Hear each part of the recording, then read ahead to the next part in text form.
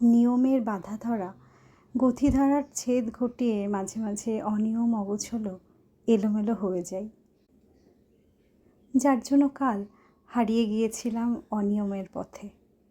কেউ কি বলতে পারবে সবার সব দিন সমান কাটে? কখনোই নয়, সম্ভবই না। আমিও ব্যতিক্রম হই কি করে বলো তো?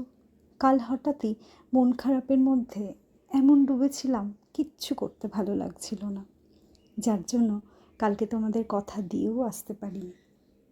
আচ্ছা, মন খারাপের সময় বোধহয় আমরা খুব বেশি নিজেদের কাছে আসতে পারি, নিজের সাথে কথা বলতে পারি। জানি না তোমরা এমনভাবে ভাবো কি না, আমি এমনই। কী সব বলে যাচ্ছি না?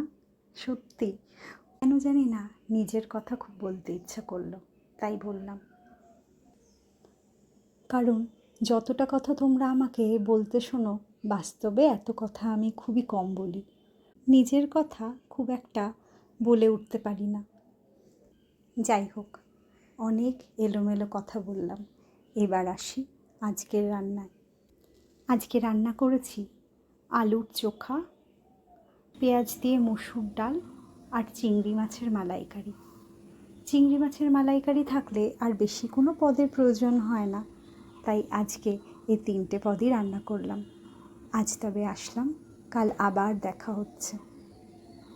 তোমরা এভাবেই আমার পাশে থেকো, আর সবাই সবার পরিবারকে নিয়ে সুস্থ থেকো, ভালো থেকো।